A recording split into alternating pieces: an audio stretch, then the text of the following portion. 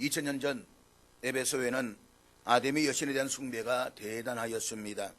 고대 7대 불가 사이로 불리는 길이가 130m에 넓이가 67m 되는 아데미 신전이 있었고, 그 안에는 아데미 여신을 참배하기 위해서 수많은 순례자들의 발길이 끊이지 않았습니다.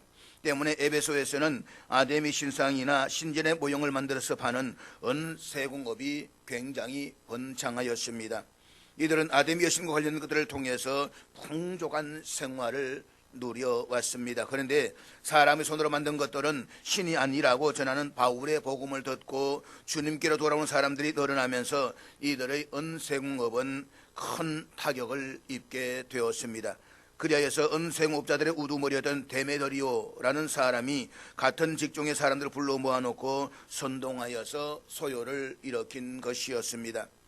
큰 여신 아데미 신전도 무시당하게 되고 온 아시아와 천하가 위하는 아데미 여신의 위엄도 떨어질까 하노라.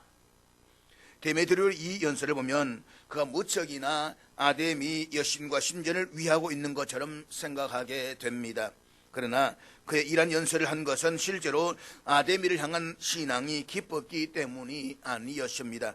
잘 알듯이 이 데메드리오는 아데미 신전의 모형을 만들어서 파는 장사꾼이었습니다. 말하자면 데메드리오는 아데미 신전이 에베소에 있음으로 해서 그동안 풍족한 생활의 부와 번영을 누려왔습니다. 그런데 떠돌이 불과한 바울이 에베소에 나타나서 전하는 복음을 듣고 에베소를 비롯한 아시아 지역의 많은 사람들이 우상을 멀리하고 복음을 받아들임으로써 그들의 사업에 막대한 지장이 초래하게 되었습니다. 그래서 그는 아데미에 대한 신앙을 덜먹이면서 에베소 사람들을 선동함으로써 바울이 전한 복음을 회방하고자 했던 것입니다. 쉽게 말해서 데메드리오는 철두철미하게 자신의 사리 사욕을 위해 에베소의 종교인 아데미 신앙을 이용한 것입니다. 그는 자신의 이익을 위해서 아데미 신앙만 이용한 것이 아니라 에베소 사람들까지 이용했습니다.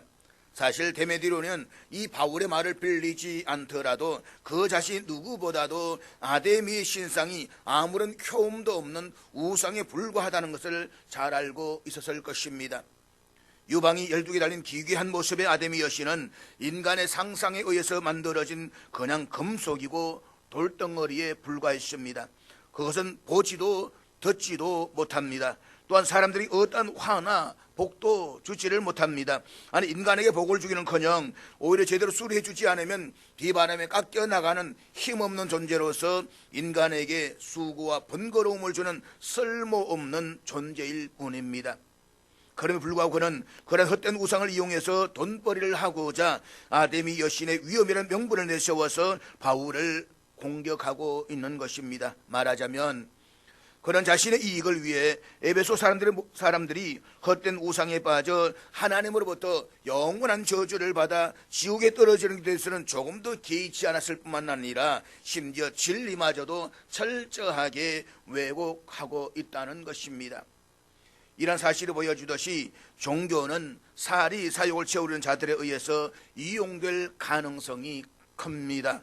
그것은 기독교라고 해서 예외일 수는 없습니다. 어떤 사람들은 종교를 치부의 수단으로 이용하기도 합니다. 어떤 사람들은 명예를 획득하는 수단으로 이용하기도 합니다. 어떤 사람들은 정치적 목적을 달성하기 위해서 종교를 이용하기도 합니다. 심지어 어떤 사람들은 자신의 장사를 위해서 종교를 이용하기도 합니다. 그런데 종교가 이처럼 사리 사욕을 채우려는 사람들의 세속적 목적을 위해서 이용되게 되면 그 종교는 필연적으로 타락할 수밖에 없습니다. 이것은 지나온 역사가 증거해 주고 있습니다. 중세시대 로마 가톨릭 교회가 그러했고 고려시대의 불교가 그러했습니다. 오늘 한국교회도 이 위기 앞에 직면해 있는 것이 부인할 수 없는 현실입니다. 교회 나오지만, 그래서 교회에서 직분도 받았지만 교회를 자신의 명예와 욕망을 채우기 위한 수단으로 이용하는 사람들이 꽤 많이 있다는 것입니다. 그러므로 우리 성도들은 교회가 사리사욕을 채우는 자들에 의해서 이용되지 않도록 그들이 교회에 침투하지 못하게 해야만 합니다. 물론 교회는 세상을 향해서 열려 있습니다. 그래서 종교를 자기의 이기적 목적을 달성하기 위한 수단 삼으려 했던 발람이나 아나니아와 삽비라 부부, 그리고 사마리아 마술사 시몬 같은 자들도 교회에 들어올 수가 있습니다. 그렇지만 교회는 그들을 가려내고 엄히 징계함으로써 교회를 세속적인 목적을 달성하기 위한 수단으로 이용하려는 그런 자들의 장으로 전락되지 않도록 해야 된다는 것입니다. 그래서 교회가 필요한 것은 권징이고 징계가 필요한 것입니다. 교회가 권징이 필요하고 징계가 필요할 때에 교회는 거룩성을 회복할 수 있는 근간을 만들게 되는 것입니다. 잊지 마십시오. 교회는 세상 가운데 있지만 세속적인 목적을 위해서 세워진 기관이 아닙니다. 교회는 하나님께서 영혼 구원을 위해서 이 땅에 세우신 유일한 구원의 통로입니다. 따라서 교회는 스스로 거룩함을 지키는 가운데 개인의 사리사욕이 아니라 하나님의 뜻을 이루어드리기 위해서 힘써야만 하는 것입니다. 데메드리오의 충동질에 선동을 당한 은생업자들은 홍수 때 갑자기 물이 밀려들듯이 폭도로 변해서 수많은 인파들이 붐비는 에베소의 중심부 아카디안 대로로 몰려 나왔습니다. 그리고 그 대로에서 마게도냐 사람 가이오와 아리스타고를 발견한 곳에는 그 두 사람을 완력으로 붙잡아서 야훼 연극장 안으로 끌고 들어갔습니다. 그들이 두 사람을 그렇게 야훼 연극장 안으로 끌고 들어갔던 것은 단지 그 두 사람이 바울과 같이 다녔다는 이유였습니다. 그런데 지난주에 살펴보았듯이 야훼 연극장 안에서는 아주 코믹하고 우스꽝스러운 광경이 벌어졌습니다. 즉 에베소의 야훼 연극장에 모였던 수많은 무리들이 혹은 이 말을 하고 혹은 어떤 이들은 저런 말을 외쳐대면서 중구난방이었습니다. 뿐만 아니라 더욱더 가관인 것은 그들 대다수가 지금 무슨 일이 벌어지고 있는지, 그리고 자신들이 왜 그곳에 몰려와서 그토록 소리를 질러대고 있는지 그 이유조차 몰랐다는 것입니다. 말하자면 그들 대다수는 데메드리오의 선동을 받아서 홍보한 사람들 뒤를 쫓아 이리 몰리고 저리 몰리면서 다수의 물결에 따라서 아무 생각도 없이 움직이는 무리들이었다는 것입니다. 프랑스의 심리학자인 귀스타브 봉은 제 아무리 주관이 뚜렷하고 배운 것이 많은 사람이라 할지라도 군중 심리의 지배를 받을 수밖에 없다라고 했습니다. 군중이 나타내는 태도나 이 감정 판단은 강한 전연성을 가지면서 군중 속 개인에게 반대할 수 없는 권위로 다가오기 때문이라는 것입니다. 그런데 문제는 이러한 판단이 잘못되기가 너무나도 쉽다는 것입니다. 오늘날 교회 안에는 두 종류의 그리스도인들이 있습니다. 한 종류는 아무 생각 없이 군중을 따라가는 그리스도인이고, 다른 한 종류는 하나님의 말씀을 붙잡고 그것을 따라가는 그리스도인들입니다. 사실 교회 다니는 사람이라면 누구나가 하나님을 믿는다라고 말합니다. 하나님의 말씀에 순종하며 살아야 된다라고도 이야기를 합니다. 그렇지만 군중이 하나님의 말씀과 정반대 방향으로 움직이면 그때는 문제가 달라집니다. 현대 많은 사람들은 군중 심리를 따라가는 두 가지의 이유가 있습니다. 그것은 두려움과 안전함입니다. 다수의 사람들과 다른 길을 가는 것이 두렵습니다. 다수의 군중들로부터 버림을 받게 될까봐 무서운 것입니다. 그래서 다수의 군중들 속에서 함께 휩쓸려 가는 것입니다. 그리고 군중 속에 묻혀 사는 것이 안전하다라고 생각하는 것입니다. 그래서 군중이 이끄는 대로, 군중이 움직이는 대로 생각 없이 함께 섞여 가야만 안전하다는 생각 때문에 하나님의 말씀을 외면하고 다수의 거짓된 군중들을 따라가는 것입니다. 그러나 잊지 마십시오. 참된 그리스도인은 사람들의 의견이나 판단을 따라가지 않습니다. 참된 그리스도인은 아무 생각 없이 다수의 군중에 동화되어 버리지도 않습니다.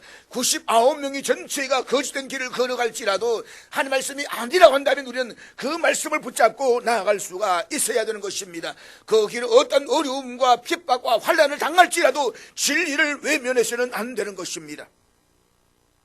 그렇게 함으로써 어두운 세상에 빛이 되어 그 속에서부터 거룩한 변화를 경험해 가는 것입니다.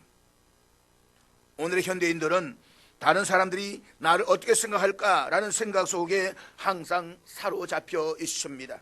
그래서 자신도 모르게 늘 다른 사람들의 눈치를 살피게 되고 그들이 정한 기준대로 움직이게 되는 것입니다. 옷을 입을 때도 다른 사람이 어떻게 볼까, 머리를 할 때도 다른 사람이 어떻게 생각할까, 항상 다른 사람의 기준을 가지고 우리는 살아가고 있는 것입니다. 그 결과 하나님의 자녀로 살아야 할 그리스도인들이 하나님 안에 참된 자유가 아닌 군중에 예속된 군중의 노예로 살아가고 있는 것입니다. 그렇게 되면 결국에는 하나님의 말씀마저 버리는 지경에까지 가게 되는 것입니다. 그러나 참된 그리스도인은 대다수의 사람들이 진리를 무시하고 버릴 때에도 진리 위에 굳게 서서 군중의 압력을 이겨낼 수가 있어야만 합니다. 그러므로 언제나 우리 삶의 기준이 되는 하나님의 말씀과 이런 영적 통찰력을 통해서 참과 거짓을 분별해내며 세상에 많은 사람들이 거짓으로 선동을 할 때에 아니요 라고 담대하게 외칠 수 있는 참된 믿음의 사람 다 되시기를 주의 이름으로 축복합니다. 야외 연극장에 몰려왔던 무리들은 은세공업자들처럼 데메드로에게 직접 선동을 당한 것도 아니었고 왜 그런 소요가 일어났는지도 몰랐습니다. 그들은 그저 군중심에 휩쓸려서 떼거지로 움직이고 있었던 것입니다. 그러나 거대한 군중을 이룬 그들은 야외 연극장 안에서 저마다 소리를 들려댔지만 자신들이 왜 그곳에서 그렇게 소리를 지르고 있는지 그 이유를 알지를 못했습니다. 그리고 시간이 지나자 묘한 양상이 벌어지고 있는데 본문 34절 3절과 34절 말씀을 우리 같이 보도록 하겠습니다. 유대인들이 무리 가운데서 알렉산더를 구원하여 앞으로 밀어내니 알렉산더가 손짓하며 백성에게 변명하려 하나 그들은 그가 유대인인 줄 알고 다 한 소리를 외쳐 이르되 그라 에베소의 사람 아데미여 하기를 2시간이나 하더니, 우리가 앞서 바울이 제2차 전도 여행 중 빌립보 사역을 다루었던 사도행전 16장을 살펴볼 때 말씀을 드렸듯이 당시 로마 제국의 시민들은 유대인들에 대한 반감을 가지고 있었습니다.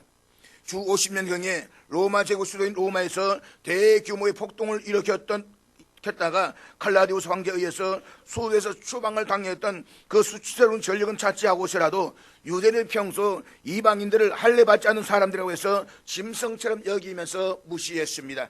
뿐만 아니라 유대인들은 어느 민족보다도 재물을 밝혔습니다. 수준노라 할 정도로 돈을 좋아했습니다. 그래서 유대인들이 모이는 곳은 상권을 전체를 장악할 정도로 그들은 재물에 눈이 밝았다는 것입니다. 그렇기 때문에 에베소의 시민들이 유대인들을 꺼리기는 것은 매 한 가지였습니다. 오늘 본문에서 유대인들이 무리 가운데서 알렉산더를 구원하여 라는 말씀으로 보아서 야외 연극장으로 몰려갔던 무리들 중에는 유대인들도 있었던 것 같습니다. 아마도 그들은 은세공업자들이거나 혹은 은세공업자들에게 은과 구리를 판매하는 상인들로서 데메드리오가 불러 모았던 동업자들 속에 포함되어 있었던 바로 그 유대인들이었습니다. 또한 가이오와 아리스타고를 붙잡아서 야외 연극장으로 끌어가는데 합세했던 유대인들이기도 했습니다. 이를테면 유대인들은 에베소의 야외 연극장에 거대한 군중이 몰려들게 한 소요의 원인 제공자들이었다는 셈인 것입니다. 그런데 유대인들은 야외 연극장에 모인 수많은 군중들 가운데 대부분의 사람들이 자신들이 왜 그곳에 몰려와 있으며 자신들이 왜 그토록 소리를 지르고 있는지를 모르고 있다는 사실에 위기감을 느끼기 시작했습니다. 왜냐하면 아데미 여신에 경배하지 않는 자들에 대한 에베소인들의 감정은 반기독교적일 뿐만 아니라 반유대적이었기 때문입니다. 그리고 유대인들이 합세해서 붙잡아서 야외 연극장을 끌고 왔던 가이오와 아리스타고도 유대인이었습니다. 그들이 가이오와 아리스타고를 끌어오는 데 합세를 했던 것은 그 두 사람이 유대인이었기 때문이 아니라 자신들의 풍족한 생활에 부와 번영을 위협하는 그리스도인이었기 때문인 것입니다. 하지만 지금 무슨 일이 벌어지고 있는지도 모르고 야외 연극장에 운집했던 군중들 입장에서는 은세공업자들 끌려왔던 가이오와 아리스도고의 의복과 외모는 한눈에 보기에도 에베소인들이 꺼려하는 바로 그 유대인들이었습니다. 더 큰 문제는 이들 그리스도인들과 유대인들을 구분하지 않고 있었다는 것입니다. 따라서 가이오와 아리스도고를 끌어가는데 합세를 했던 유대인들은 에베소의 군중들에 의해서 자칫 유대인들인 자신들에게도 화가 미칠 수 있다는 그런 위기감을 감지했던 것입니다. 이들 유대인들은 하나님을 믿는다라고 하면서도 실상은 우상을 만드는 일에 직간접적으로 관련되어 있었던 그 사람들이었습니다. 한마디로 에베소의 유대인들은 세속적인 부와 번영을 쫓아가느라고 종교적 순수성마저 잃어버렸던 사람들이었습니다. 눈앞에 이득을 취하기 위해서 떳떳하게 살지 않으면, 진리대로 살지 않으면 이렇게 늘 불안의 덫에 갇혀서 살게 된다는 사실을 우리는 잊지 말아야만 합니다. 결국 유대인들은 위협에서 벗어나기 위해서 알렉산더로 하여금 군중들에게 자초지종을 밝혀서 군중들의 소유가 유대인 자신들에게 대한 적개심으로 이어지지 않게 해달라고 했습니다. 오늘 본문에서 알렉산더는 바울이 디모데후서 4장에서 자신을 몹시 괴롭혔던 인물로 지목했던 구리 세공업자 알렉산더와 동일 인물인 것으로 추정을 하고 있습니다. 유대인들이 알렉산더를 억지로 떠밀며 군중들 앞에서 해명하겠다는 것은 거대한 군중들이 모인 그 야훼 연극장에서 유대인들이 느낀 위기감이 그만큼 컸다는 것이고, 또 알렉산더가 꽤 말을 잘하는 사람으로 알려져 있었음을 짐작하게 합니다. 그래 알렉산더가 말하는 순간 그의 의복과 외모를 통해서 유대인이라는 사실이 밝혀지자 아무도 그의 말을 들으려고 하지 않았습니다. 오히려 그 군중들은 그때로부터 모두가 한 마음이 되어서 2시간이 넘도록 계속해서 외쳐댔습니다. 에베소 사람들의 위대한 아데미여, 에베소 사람들의 위대한 아데미여. 이것이 바로 소위 군중들의 참모습이요, 군중심리의 전형적인 모습입니다. 다수가 모이면 올바른 이성을 잃어버리고 그저 분위기에 따라서 이리 휩쓸리고 저리 휩쓸려 다닐 가능성이 많이 있습니다. 그리고 흥분하여서 제각기 무언가 소리를 외치지만 실상 자기들이 무슨 말을 하고 있는지도 모른 채 소리를 높이기 일수인 것입니다. 때문에 예로부터 많은 사악한 사람들은 자신들의 목적을 달성하기 위해서 군중 심리를 이용해 왔습니다. 그런 사악한 방법은 지금도 팬덤 문화를 통해서 계속되고 있는 것입니다. 그렇기 때문에 우리는 언제나 군중의 맹목성과 위험성을 인지하고 하나님의 말씀으로 올바른 분별을 갖도록 힘써 나가야만 할 것입니다.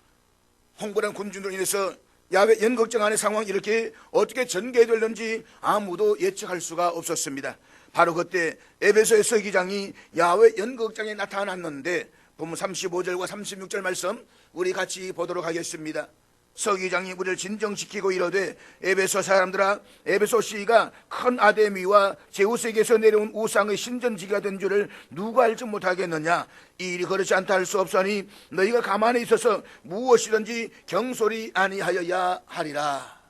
여기서 우리말로 서기장으로 번역된 헬라어는 총독을 보좌해서 법령을 위반하고 도시의 각종 세금을 관리하며 크고 작은 집회를 관장하는 에베소의 가장 중요한 행정관을 의미합니다.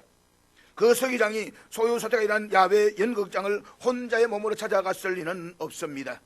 많은 무장 군인들이 그를 호위했을 것이면 두말할 나위가 없습니다. 그래서 서기장 본문 40절에서 우리라고 1인칭 복수형으로 표현하고 있는 것입니다. 서기장과 호위병들의 출현을 목격했던 야훼 연극장의 군중들은 일단 잠잠해졌습니다. 서기장은 에베소 사람은 누구나 알고 있던 에베소의 고유한 역할에 대해서 먼저 이야기를 했습니다. 그것은 에베소가 아데미와 제우스에게서 내려온 우상의 신전지기라는 것입니다.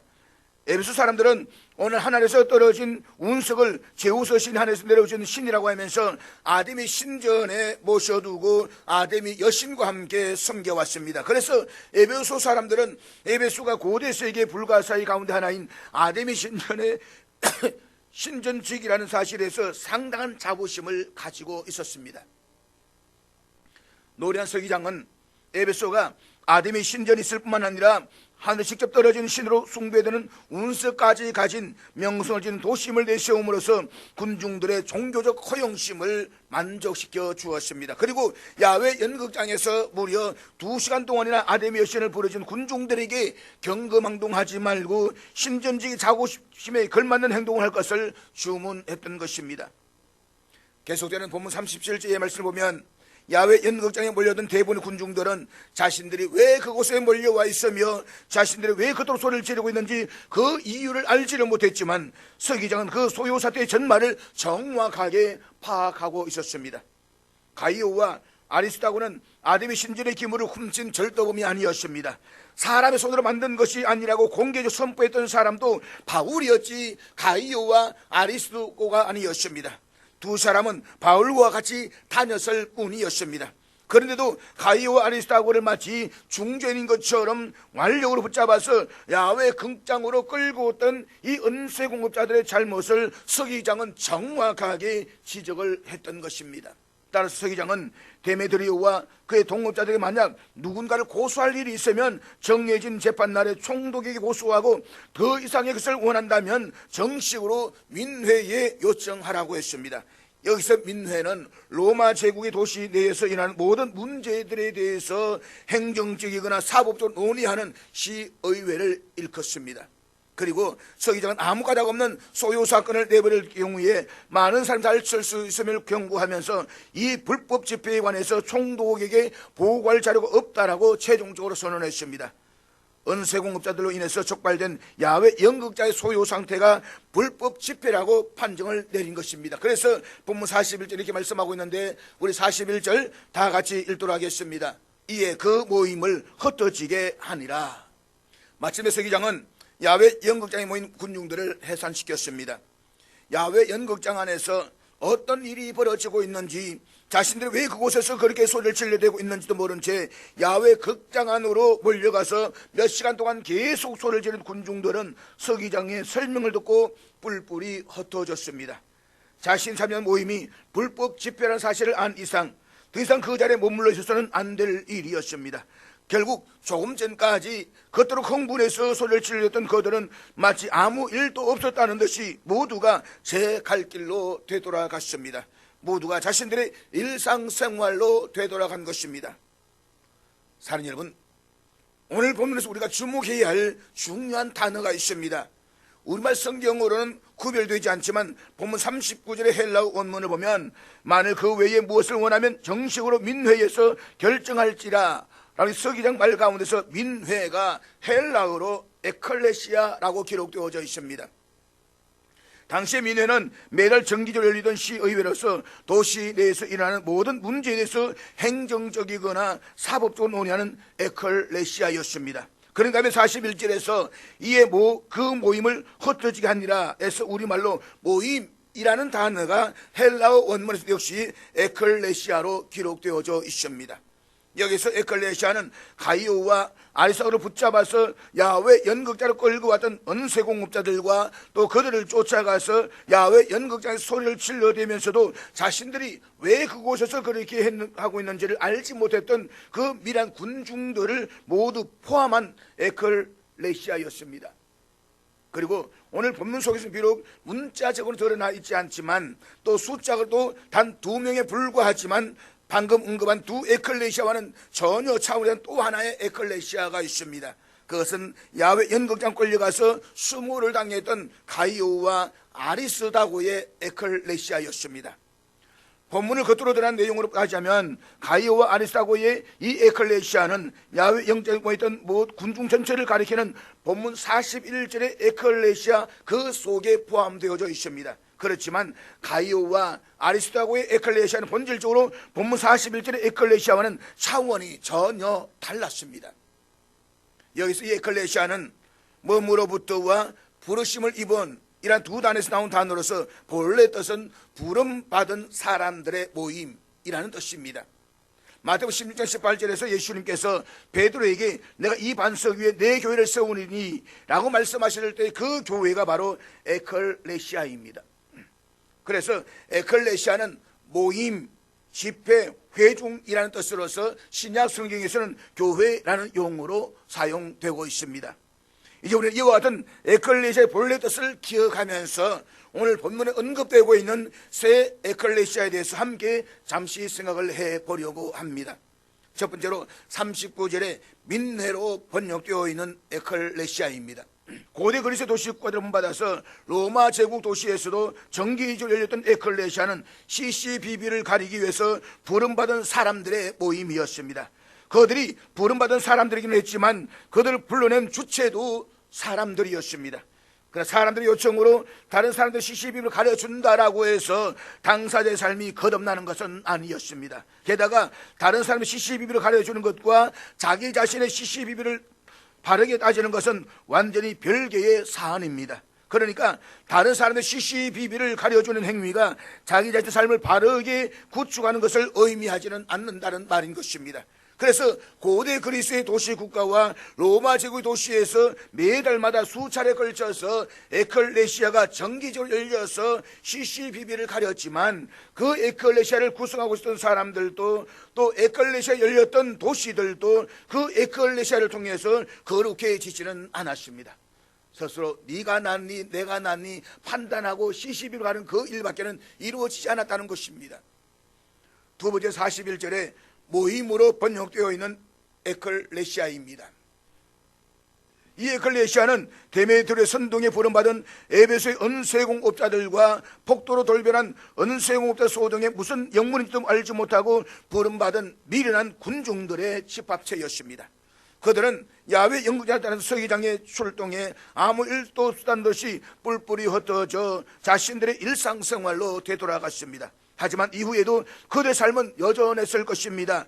조그마한 선동에 쉽게 흥분하고 죄스럽지 않은 소란에도 영도 모른 죄에 부름받은 에클레시아로 이리저리 까닭없이 몰려다니느라 그들은 자신들의 귀한 인생을 허망하게 의미 없이 헛날려 버리고 말았을 것입니다.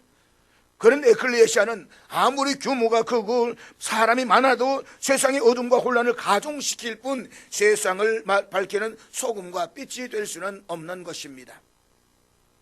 마지막으로 41절에 에클레시아 속에 감추어져 있는 가이오와 아리스다고의 에클레시아입니다. 비록 그들은 단 2명에 불과했지만 그들이 단수가 아니라 복수라는 의미에서 그들도 부름받은 사람들의 모임이었습니다. 중요한 것은 그들을 불러낸 주체가 사람이 아니라 주님이셨다는 사실입니다. 즉 그들이 바로 교회였습니다. 잘 알듯이 우리말로 교회로 번역된 헬라어가 오늘 본문에서 각각 민회와 그 모임으로 번역된 에클레시아입니다.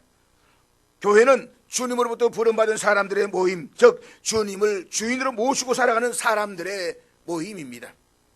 가이오와 아리스다고 작은 에클레시아도 야외 연극장 안에서 흩어지는 미란 군중과 함께 자신들의 일상생활로 되돌아갔습니다. 그러나 그들의 일상생활의 주인은 그들 자신이 아니라 그들을 불러내신 주님이셨습니다. 그들은 바울과 에베소의 그리스도인들과 함께 에베소의 에클레시아, 에베소의 교회를 이루고 있었습니다. 바로 그 에클레시아에 의해서 칠흑 같은 에베소의 진리와 생명의 빛이 비추어졌던 것입니다.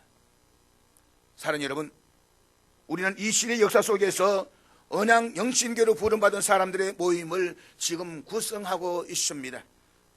그러니까 우리들 자신이 언양 영신교회요 에클레시아인 것입니다. 그러니까 우리 자신의 참된 에클레시아의 여문은 이 예배당 안이 아니라 이 예배당이 흩어진 이후에 우리 일상생활의 삶을 통해서 분명하게 드러나게 됩니다. 우리가 이 예배당에서 예배를 드리고 일상의 삶으로 흩어진 다음 월요일부터 토요일까지 다른 사람들이 CCBB를 가는 일에만 부름받는다면 우리 에클레시아는 39절의 민회에 지나지 않을 것입니다. 그 경우에 우리가 다른 사람이 CCBB를 가리면 가릴수록 우리를 인해서 우리의 사회 대립과 갈등의 고는 더 깊이 패일 것이고 결과적으로 우리 자신도 물론이거니와 우리를 통해서 우리 사회도 깊은 혼돈과 분열 속으로 빠져 들어가고 말 것입니다. 그렇게 해서는 결코 우리 사회를 새롭게 만들 수가 없는 것입니다. 그것이 오늘 우리 사회가 경험하고 있는 현상이 아닙니까? 수많은 사람 길거리에 모여서 매일마다 데모를 하고 매일마다 외치는 그 군중들의 무리로서는 결코 이 세상을 건강하게 만들어갈 수가 없는 것입니다. 그리고 오늘 우리가 이 예배당에서 예배를 드린 이후에 우리 일상의 삶으로 돌아가서 일주일 내내 세상 온갖 충동질과 선동에 불려다닌다면 우리의 에클레시아는 41절의 미란 군중들의 모임에 불과할 것입니다. 하루 종일 쉴 틈 없이 미련한 군중들이 뛰어다니면서도 인생의 의미도 가치도 목지도 알지 못한 채 단지 세상의 온갖 충동질과 선동에 끌려다닌다면 그런 에클레시아는 결코 우리에게 참된 자유와 평안을 가져다 주지 못할 것입니다. 그렇다면 자신과 다른 사람의 삶을 동시에 갉아먹는 미련한 군중들의 모임에서 어떻게 탈피할 수가 있겠습니까? 그것은 우리가 오늘 이 예배당에서 예배를 드리고 우리 일상의 삶으로 흩어져서 월요일부터 토요일까지 우리를 불러내신 주님을 주인으로 모시고 살아가는 것입니다. 그렇게 했을 때에 우리는 바울과 함께 에베소의 교회를 이루었던 가이오와 아리스타고처럼 이 시대를 새롭게 하는 진정한 에클레시아가 될 수가 있는 것입니다. 우리가 주님을 주인으로 모신 참된 에클레시아로 살아갈 수가 있는 것은 절대로 우리 자신의 의의나 우리의 자격으로 인함이 아닙니다. 우리는 우리 자신을 너무나 잘 알고 있습니다. 흉측한 죄악으로 온통 물들어 있는 우리의 복장은 의롭기는커녕 석탄보다 더 검습니다. 더구나 작은 유혹에 쉽게 망가진 우리에게는 하나님을 우리의 주인으로 모실 자격조차도 없는 사람들입니다.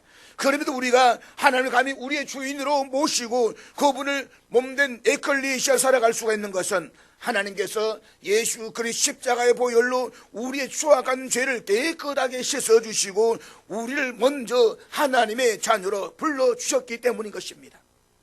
내가 불림에서 남은 것이 아니라 주님께서 나를 불러서 부르시고 모아주신 것입니다. 하나님께서 우리를 불려내신 것은 우리의 시시비비를 따져서 우리를 벌하시고 우리를 죄책감의 올무 속에 가두어 두시기 위함이 아닙니다. 그것은 예수님 십자가 보혈로 우리를 죽음과 죄와 죄책감의 올무에서 해방시켜 주시기 위함입니다. 그래서 우리는 주님의 은혜를 힘입어 주님의 십자가 보혈 속에서 우리 일상의 삶을 이 어두운 세상 속에서 진리와 생명빛을 바라는 온양 영신교회로 엮어갈 수가 있는 것입니다. 그러므로 사랑하는 여러분, 우리 모두 주님의 부르심의 은혜를 힘입어서 다른 사람의 시시비비를 가린 일에만 몰두하는 이런 민회의 싸움과 또 무슨 영문인지도 알지 못하고 세상 온갖 선동에 좌지우지당하던 미란 군중들의 모임에는 마침표를 찍고 예수 그리스도를 나의 주인으로 모시고 살아가는 참된 에클레시아가 되십시다. 주일마다 예배당에 나와서 우리를 불러주신 하나님의 은혜와 능력으로 체험을 받고 이 세상으로 흩어져 나가 우리 일상의 삶 속에서 언양 영신교회로 살아가십시다.